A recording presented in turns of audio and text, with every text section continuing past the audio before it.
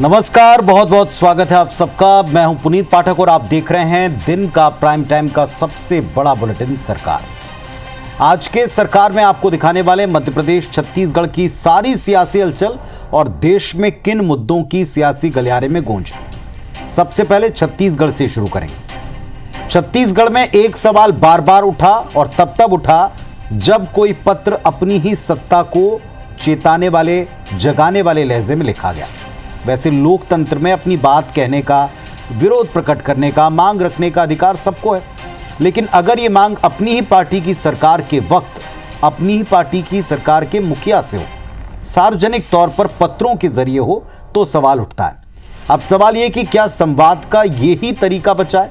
क्या कोई सीधे बातचीत का पैनल या विकल्प कारगर नहीं रहा? विपक्ष सत्ता पक्ष को यही कहते हुए घेर रहा है कि बीजेपी में सब कुछ ठीक नहीं, और बीजेपी फिर यही कहकर इस आरोप को खारिज कर रही है कि ये असल लोकतंत्र है, ये असल जनता के चुने प्रतिनिधि। देखिए ऐसा हमने क्यों कहा। बृजमोहन अग्रवाल की चिट्ठी के बाद छत्तीसगढ़ में फिर क्यों पक्ष और विपक्ष में बहस है, देखिए जरा।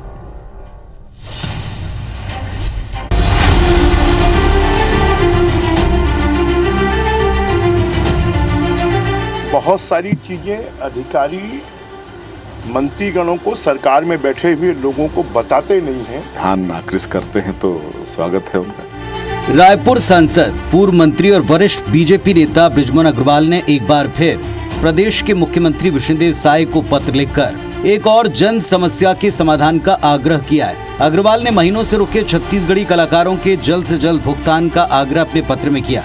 कहा कि अधिकारी बहुत सी बातें सरकार को बताते नहीं है, जिससे समाधान नहीं होता। मुद्दा गंभीर इसलिए है क्योंकि बीजेपी सरकार इन दिनों सुशासन त्योहार मना रही है। विकास के दावे की जमीनी हकीकत परखने और समस्याओं को दूर करने के मकसद से खुद सीएम साय जनता के बीच चौपाल लगाकर समाधान दे रहे हैं। अगर सब कुछ रफ्तार से हो रहा है तो फिर पूर्व मंत्री को पत्र क्यों लिखना पड़ रहा है? क्या सत्ता और संगठन में मुख्यमंत्री और पूर्व मंत्री के बीच सब कुछ ठीक नहीं है? हालांकि सवाल को सीएम साय खुद IBC 24 से बातचीत में पहले खारिज कर चुके हैं।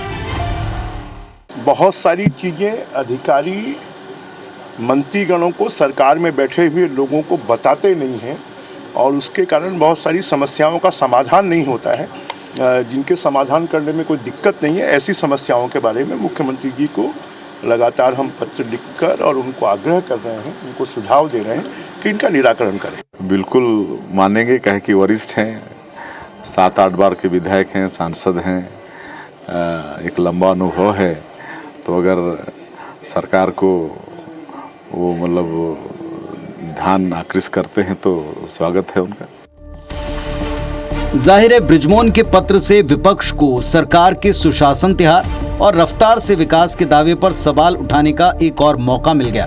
तो दूसरी तरफ बीजेपी से पार्टी में स्वस्थ लोकतंत्र का उदाहरण मानती है और इसे एक रूटीन प्रक्रिया बताने की पुरजोर कोशिश करती दिखी।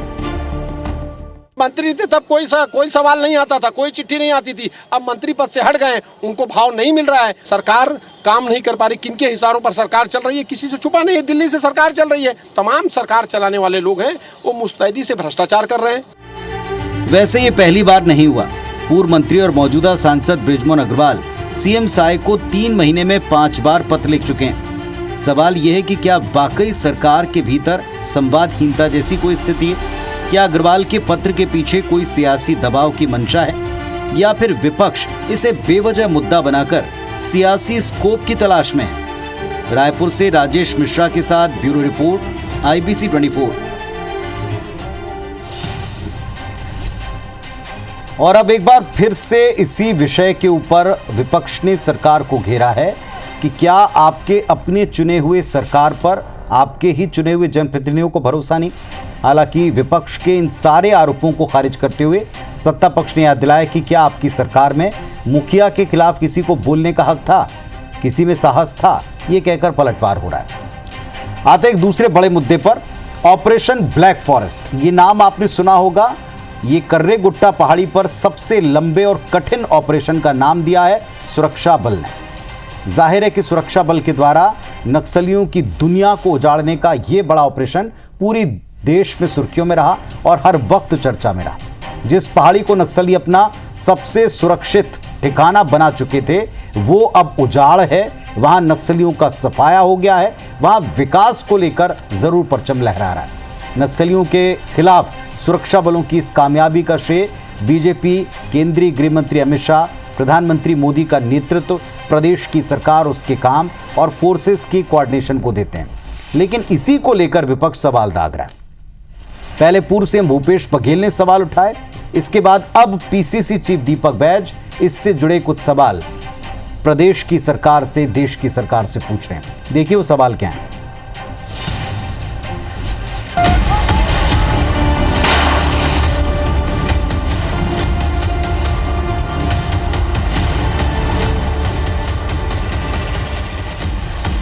छत्तीसगढ़ में नक्सलियों के एक एक करके सभी गढ़ ढहते जा रहे हैं। जहां कभी पुलिस फोर्स तो क्या, आम लोग भी नजर नहीं आते थे, वहां सुरक्षा बलों ने पहुंचकर नक्सलियों का नामो निशान मिटा दिया। छत्तीसगढ़ तेलंगाना बॉर्डर के कर्रे गुट्टा पहाड़ी पर करीब 21 दिन चला ऑपरेशन ब्लैक फॉरेस्ट इसकी ताजा मिसाल है। नक्सलियों का सबसे मजबूत ठिकाना ध्वस्त होने के बाद जहां सरकार और फोर्स के लिए राहत है, तो दूसरी तरफ इस पर अभी भी सियासी बयानबाजी जारी है। कभी ऑपरेशन में मारे गए और शिनाख्त हुए नक्सलियों की संख्या को लेकर जुबानी जंग छिड़ती है, तो कभी ऑपरेशन के तरीकों पर सवाल उठाए गए। कांग्रेस ने अब कर्रे गुट्टा ऑपरेशन को लेकर सरकार से 3 सवाल पूछे हैं। आखिर इस तरह से अघोषित वहाँ पे प्रतिबंध क्यों लगा गया था, सबसे बड़ा सवाल। और उसके बाद पहली बार है कि सीआरपीएफ का डीजी और प्रदेश का डीजी बीजापुर में जाकर प्रेस कॉन्फ्रेंस करते हैं। और उसके बाद वहाँ के, देखिए हमारे प्रदेश में स्वास्थ्य व्यवस्था कमी है क्या? अभी तक हर छोटे बड़े नक्सल अटैक हुआ है तो स्वास्थ्य के इलाज के लिए यहीं पे इलाज हुआ है प्रदेश। लेकिन पहली बार ऐसा स्थिति है कि जवानों के उस इलाज के लिए मतलब सीधा दिल्ली ले जाया गया। वहाँ किसी को प्रदेश को पता है ना लोकल मीडिया को पता है, पता तक नहीं है। बीजेपी से कांग्रेस की खींच करार दे रही है, कहती है कि जो काम भूपेश बघेल सरकार 5 साल में न कर पाई, वो साय सरकार ने 1 साल में कर दिखाया। भूपेश जी 5 साल मुख्यमंत्री थे, वो सपने में कभी नहीं सोचे थे कि छत्तीसगढ़ के हमारे जवान नक्सलियों को इस प्रकार का जवाब दे सकते हैं, इस प्रकार का कार्रवाई कर सकते हैं। और आज नक्सलवाद अंतिम सांसें ले रहा है। भूपेश बघेल जी को राजनीति नहीं करना चाहिए। इनके समय में नक्सलवाद चरम पर था, उसको अब खत्म किया जा रहा है, इस बात की इनको तकलीफ है। इसमें कोई दो राय नहीं कि नक्सलवाद छत्तीसगढ़ की ऐसी समस्या है जिसने राज्य के बड़े हिस्से को विकास और सुख शांति से महरूम रखा। सरकारें चाहे किसी भी दल की रही हों, नक्सलवाद नासूर बनकर सामने आया। ये भी तय है कि नक्सलवाद के खात्मे के बाद फायदा आम लोगों को, बस्तर को, पूरे प्रदेश को मिलेगा। और इसीलिए सरकार बार बार देश और प्रदेश को याद दिलाती है कि नक्सलवाद के खात्मे की डेडलाइन मार्च 2026 में तय है, जिस पर तेजी से काम हो रहा है। राजेश मिश्रा, IBC 24, रायपुर।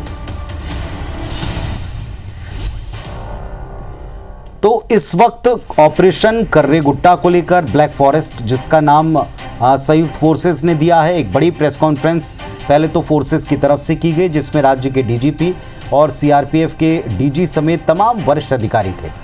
उस प्रेस कॉन्फ्रेंस में ये बताया गया कि ये 21 दिन तक चला केवल 31 नक्सलियों को मार गिराने का एक ऑपरेशन नहीं था, बल्कि एक ऐसा पैरेलल सरकार चलाने का गढ़ ध्वस्त किया गया अब की बार, जहां तेलंगाना के बड़े नक्सल लीडर्स का एक तरह से राज कायम था। जितनी जनतानाएं सरकार की खबरें और तस्वीरें हमको मिली थी, उन सब के लीडर्स यहां बैठकर इसे चलाया करते थे और वो पूरा गढ़ जिसमें अस्पताल था, हथियार की फैक्ट्री थी, सब ध्वस्त हुआ है। ये बड़ी कामयाबी है, लेकिन इस पर राजनीति करने से बाज नहीं आया। कांग्रेस सांसद राहुल गांधी ने जब से पीसीसी चीफ दीपक बैज की तारीफ की है, बैज की खिलाफत करने वाले फिर से बैकफुट पर दिखते हैं, लेकिन माहौल बनाने से चूक नहीं रहे। दीपक बैज की हार की हैट्रिक के बावजूद उन्हें पद से हटाने की अटकलों पर पूरी तरह से विराम लगा जब ये तस्वीर सामने आई और ये कहा गया कि पूर्ण विश्वास आला कमान को प्रदेश नेतृत्व पर है। इसी बीच भूपेश सरकार के मंत्री, पूर्व मंत्री शिव कुमार डहरिया और अमरजीत भगत दिल्ली दौरे पर हैं और जैसे वे दिल्ली जाते हैं, अटकलों का बाजार गर्मा जाते हैं।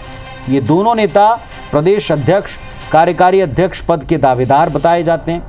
माना यह भी जा रहा है कि ये दोनों नेता दिल्ली में लॉबिंग करने में जुटे हुए, ऐसा कहा जा रहा है कांग्रेस के भीतर। बैज की इसको लेकर एक प्रतिक्रिया आई। बैज ने शिव डहरिया और अमरजीत भगत के दिल्ली दौरे पर तंज कसने वाले अंदाज में बताया तो सामान्य है, लेकिन क्या कहा है अंदाजा आप भी लगा लेंगे, सुनिए जरा। कौन दिल्ली जा रहा है, कौन दिल्ली नहीं जा रहा है, अब तो दिल्ली जाना बहुत सारे नेताओं का रूटीन काम रहता है। अगर कोई माननीय राहुल गांधी जी का चिट्ठी लिखना हमारे लिए एक मनोबल बढ़ाने का काम होगा और माननीय राहुल गांधी जी को बहुत बहुत धन्यवाद और आभार।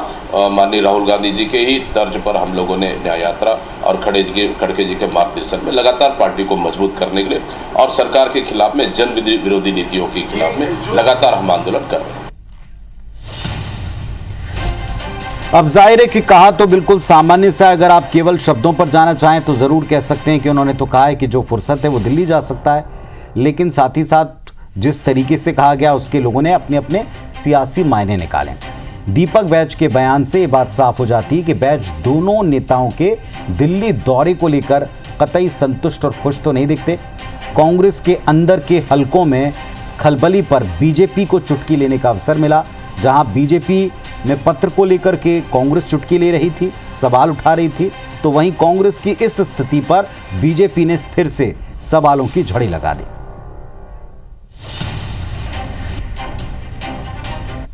कांग्रेस की आपसी सिर फुटोवल आज से नहीं शुरू से चल रही है और वो सिर फुटोवल आगे भी चलती रहेगी और उसको कोई रोक नहीं सकता। कांग्रेस को गर्त में जाना है, पहले भी चली गई है और जाएगी। अब वो कई बार बैलगाड़ी के नीचे चलता है ना तो उसको लगता है कि मेरे ऊपर मैं ही चला रहा हूँ, वैसे ही कांग्रेस की स्थिति जो है यहाँ पे बटी हुई कांग्रेस के अंदर में, और राहुल गांधी खुद समझ नहीं पा रहे कि ये कौन सी कांग्रेस पार्टी के लोग आने वाले हैं। कांग्रेस पार्टी के अंदर में निपटाओ, बैठो फिर उसको निपटाओ, यही काम है। और आज तक के लेकिन जो है केंद्र के अंदर में गांधी परिवार को कोई नहीं निपटा पाया और वो गांधी परिवार मिलके जो है कांग्रेस को निपटा रहे हैं।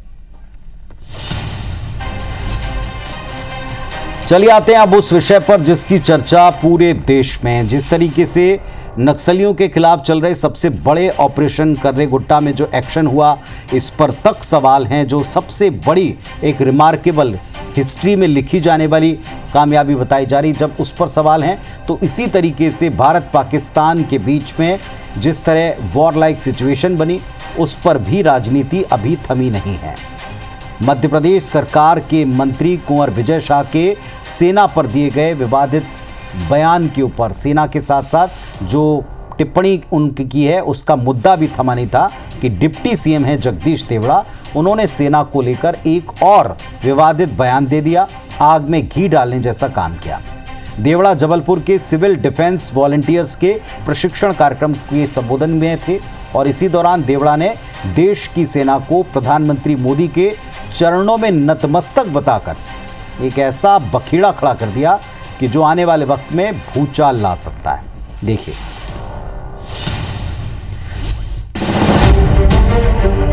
जरा याद करो मंत्री पद की शपथ। मैं ईश्वर की शपथ लेता हूं कि विधि द्वारा स्थापित भारत के संविधान के प्रति सच्ची श्रद्धा और निष्ठा रखूंगा। मैं भारत की प्रभुता और अखंडता को अक्षुण्ण रखूंगा।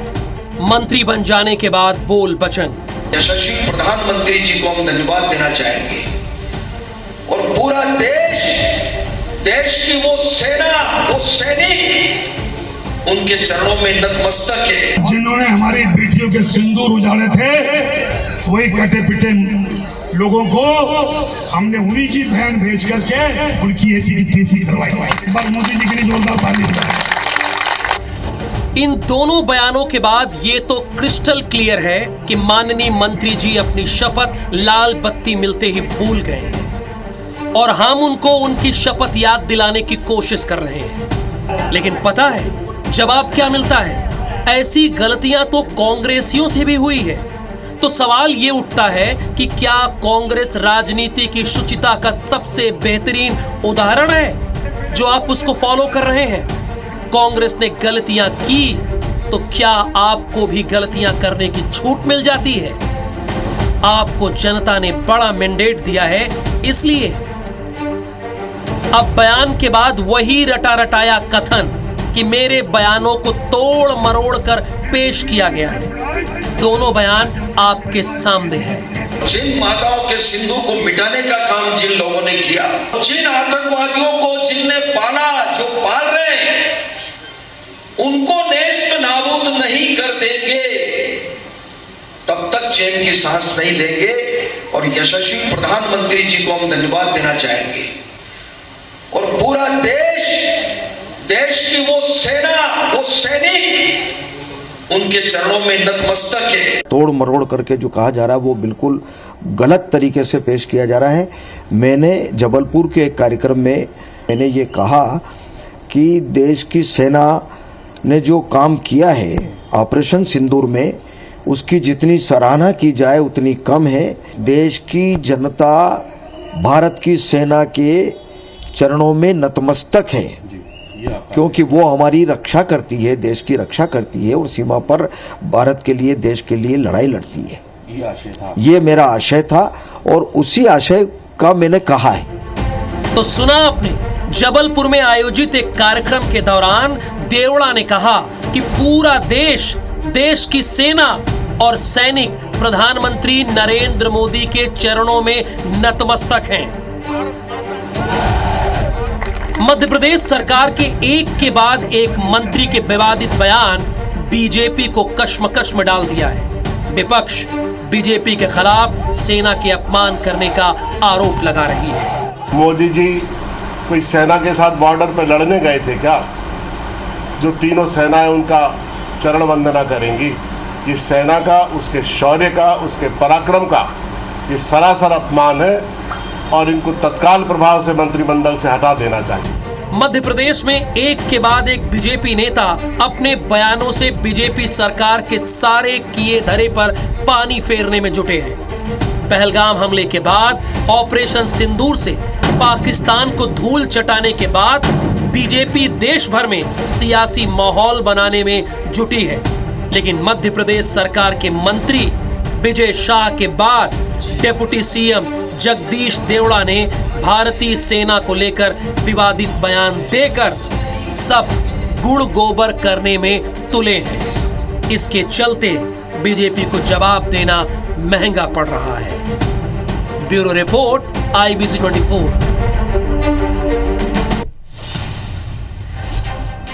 वैसे ऑपरेशन सिंदूर देश का बदला लेने के लिए था। जो सम्मान इस पूरे ऑपरेशन सिंदूर के दौरान देश की सेनाओं ने बढ़ाया, जिस तरह का ऑपरेशन प्रिसाइजली चलाया, उसको लेकर बयानबाजी उतनी ही शर्मनाक है। ऑपरेशन सिंदूर को लेकर नेताओं के सिर्फ बोल ही नहीं बिगड़ रहे, बल्कि जुबान इस कदर फिसल रही है कि हर दिन इसकी खबरें आ रही। बीजेपी सांसद फग्गन सिंह कुलस्ते के साथ कुछ ऐसा ही होता देखा। कुलस्ते पाकिस्तानी आतंकियों को हमारे आतंकवादी कहकर संबोधित करते नजर आए। सुनिए। हम सबके लिए गौरव का विषय है, भारत के लिए, कि पाकिस्तान के जो हमारे आतंकवादी लोग हैं उनको उन्हें जवाब दिया और उनकी पूरी सुनी।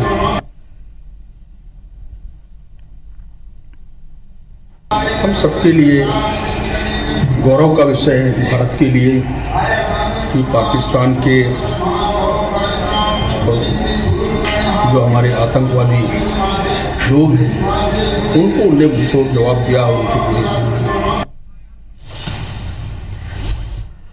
तो थोड़ा सा विचार करने की आवश्यकता नेताओं को क्या आज के दौर में नहीं है कि कम से कम कुछ विषयों को राजनीतिक बयानों से बख्श दें?